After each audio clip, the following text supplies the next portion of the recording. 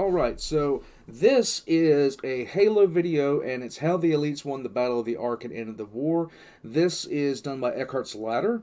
I am familiar with Eckhart's Ladder. I have not watched this video. I have seen some of Eckhart's Ladder other stuff, but I haven't seen it in quite a bit. This was requested by Strider. It was given the thumbs up by Shmurmago, Ra, the Screaming Midget, and 3 others. And Zach, with bread. Random bread. I don't get it. In any case, there was lines from the Halo games where this battle actually happened. And the forces of the Elites were outnumbered 3-1. And they said it would be an even fight. So I'm interested to see how this battle went down, because you don't really see that much of it. You just know that they won. So we're going to get into this. I am currently playing through Halo Reach. It is a much different experience. It's a darker experience, in my opinion, than the other Halo games, with the exception of ODST, which is all depression all the time. In any case, here we go.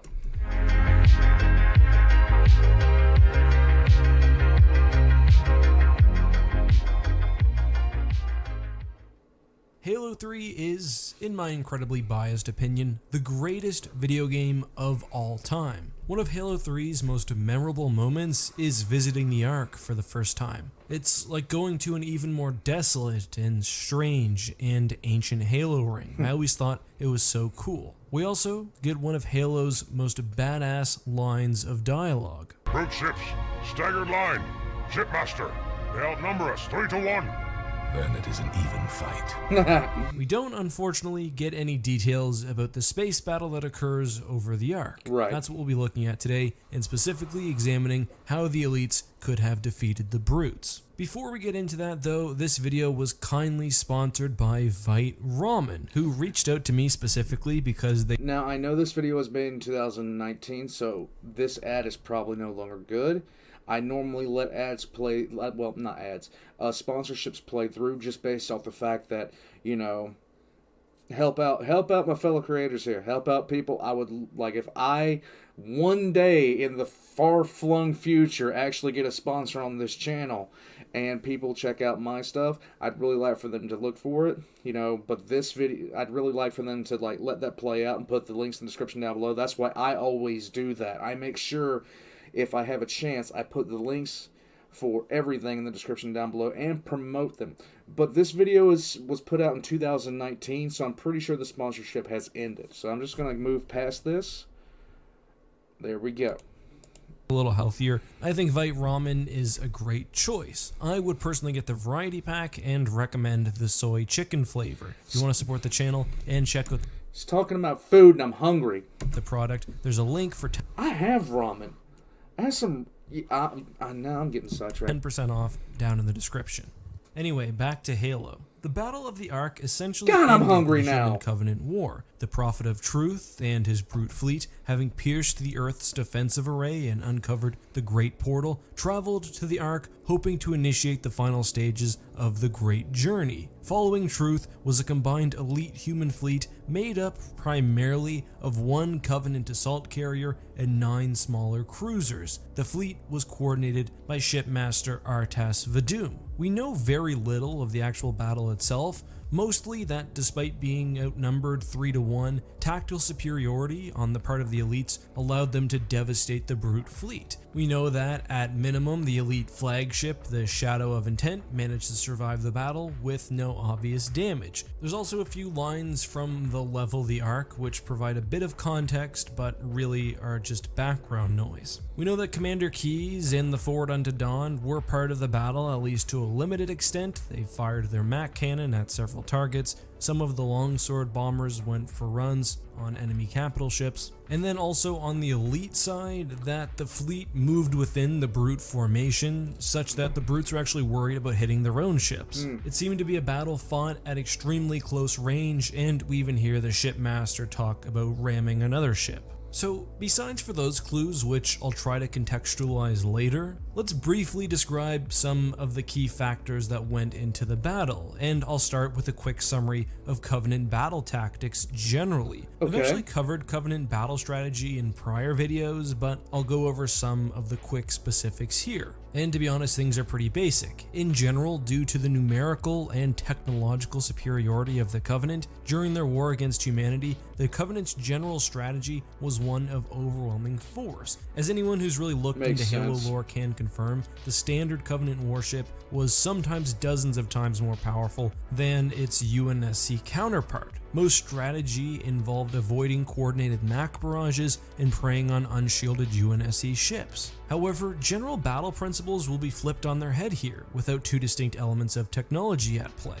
Another key distinction, of course, is the two combatants. Instead of seeing Covenant versus humanity, we now have two very intellectually and behaviorally distinct Covenant sub-factions battling it out. So let's start from the most basic point of how the elites won the battle, and then go into nuance. Okay. Unsurprisingly, one of the largest factors is simply that elites were much better suited for this battle than the brutes. They were more experienced, had a better understanding of large capital ship technology and tactics, were able to coordinate better and use distinct formations, and just generally were better in space combat. Although brutes had achieved spacefaring status even before joining the Covenant, they, well, nuked themselves back to the Stone Age. The elites, on the other hand, managed to, well, not do that, which I think speaks positively to their at least behavioral capacity to fight in space. And just based off of the interactions that you have and the fighting that you do, the brutes seem far less anything than the elites. The elites seem to just outstrip them in every single way, shape, or form. With the exception of one thing, basic strength, and that was it. The brutes were completely they weren't loyal at all. They were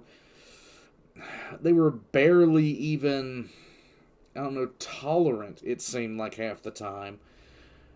I'm not quite sure why the elites were betrayed, other than brutes kissing ass, in any case. In any sort of meaningful way. On a basic level, as I'm sure most of you understand, brutes are an incredibly aggressive and violent species, prone often to pure berserking rage. Elites too, especially when piloting starfighters, could also sometimes seek individual glory, paramount to anything else, however, not to the same degree as brutes. Let me elaborate. While elite society was based on status and hierarchy, brute society was even more so, and was less purely militaristic than elites. And if you're thinking, well, does that mean they're less violent? No, not really. More so that they functioned in less of a structured military society. Instead, brute society was pack-based, and as their species history shows, brutes were often incapable of large-scale cooperation. Elites as a whole, on the other hand, were incredibly intelligent and honorable, were very well suited for naval warfare, showing a capacity to not only work with other elites, but even other Covenant alien races. Framed in another way, brutes are such good warriors because of their ferocity and their incredible unmatched physiology. Of these two features, the latter will be no help in a space battle, while the former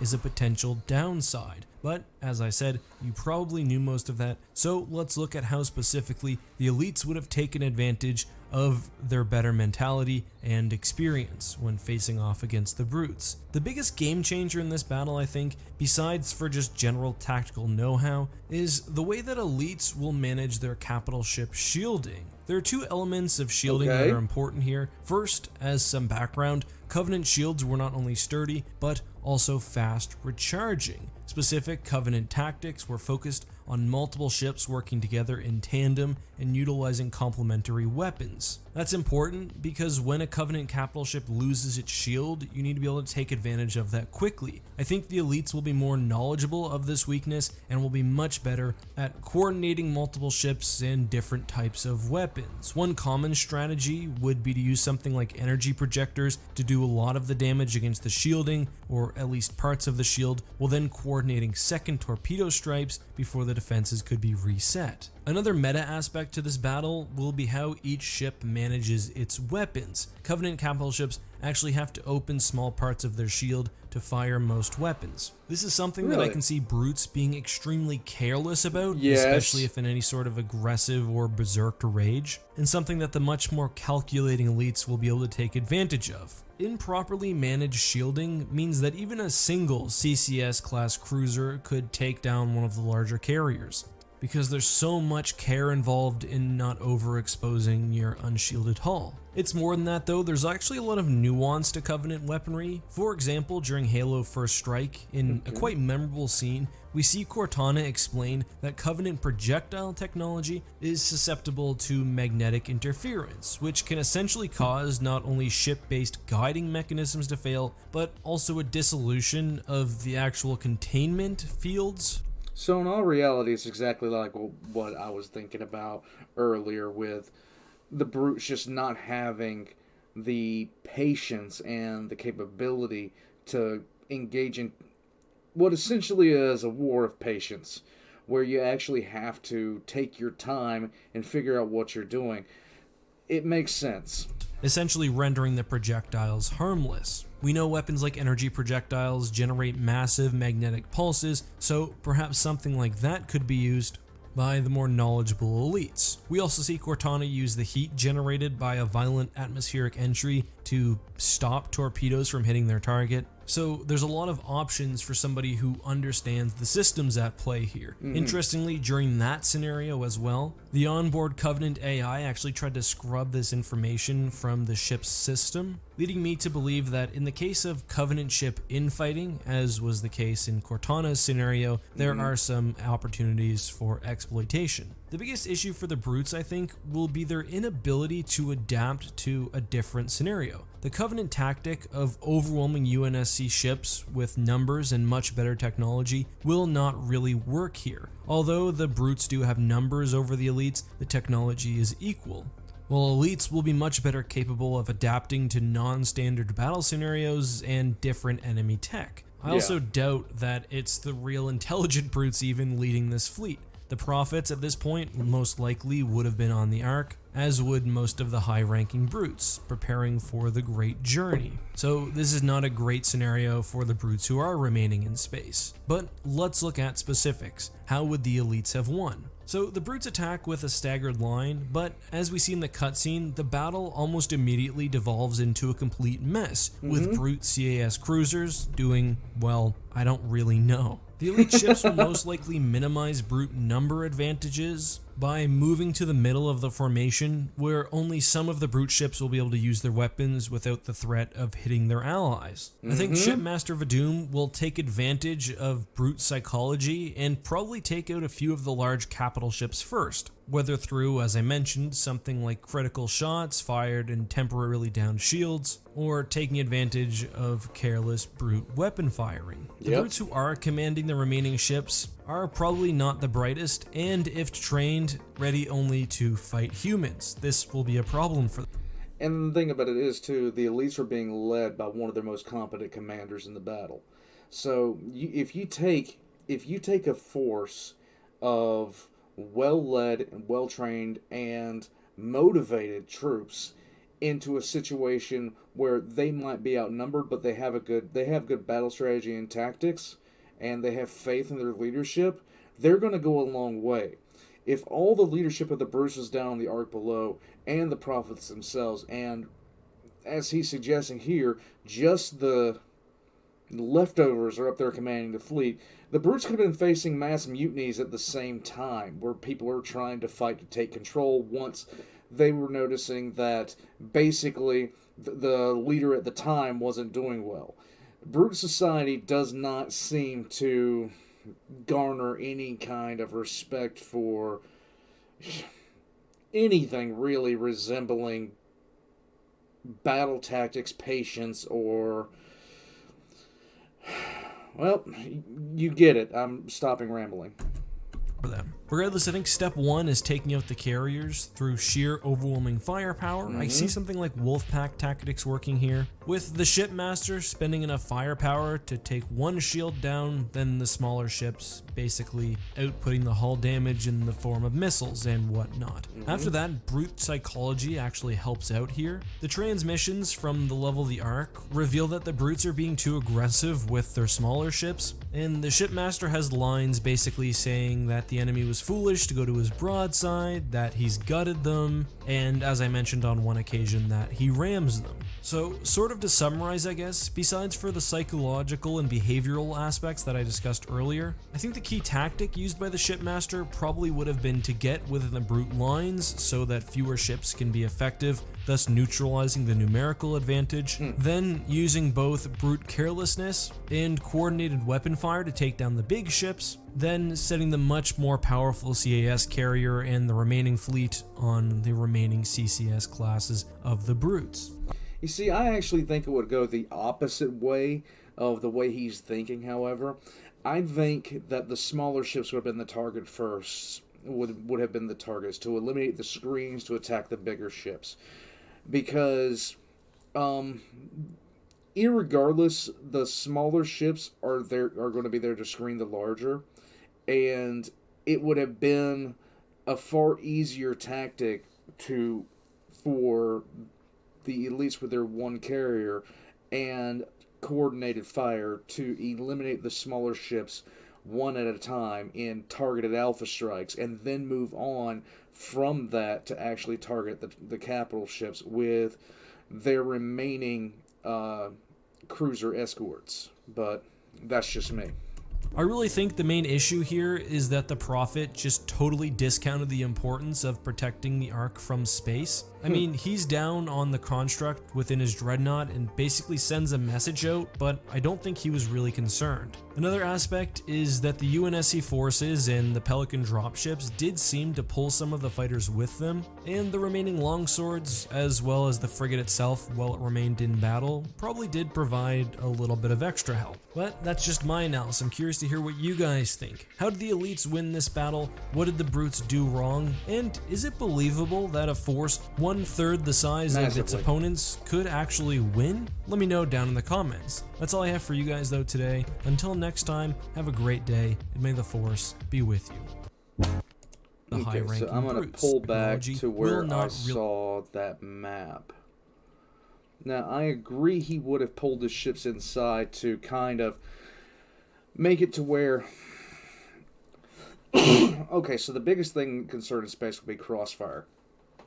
But I honestly think that the smaller ships and the carrier of the elites would have focused on the smaller vessels of the brutes fleet, knocking them out a little bit at a time.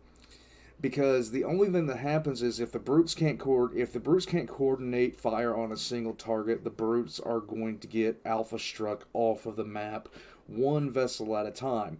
And then at that point, by that time, frustration sets in on the larger ships to allow more mistakes. With a fresh battle, if they're taking advantage of brute psychology, then their thing would be to inflict losses and then take a heavy shot. Because at that point, the brutes, not being exactly the best tacticians on the face of the planet, or above it in any case, they would be more apt to make mistakes as frustration mounted from them not being able to inflict losses. And even though the high-value targets of the carriers would have been, of course, a really juicy thing, I think the brutes, on the other hand, would have focused their fire on the carrier. And the carrier itself that was piloted by the elites would have been what soaked up most of the fire from the rest of the Covenant fleet, while the smaller ships and the carrier itself took shots and eventually whittled down this fleet until there was very little that the brutes could do about it. Anyway, that's my opinion. I may be an idiot, but yeah, I don't think I am. I think this is how it would have gone down. Because if it split the fleet like it's showing, and the elite wound up getting inside of the Brute's fleet, then the elite's skill and experience in basically guiding a navy, combined with the Brute's inability to do anything remotely tactical besides hammer smash, go embrace monkey. Yeah, I can just see one by one those smaller ships getting moved off the chessboard until the large ships had no screen, and then the smaller ships of the elite force could just simply swarm over and punish the larger ships. In any case, like and subscribe if you haven't already. Check out Eckhart's Ladder for more videos like we just watched. And if you like what I do here, there's a Patreon down below. And if you'd like to request something, please pop it to the Discord and put something in the request line. All that being said, I'm out. I'll catch you guys next time.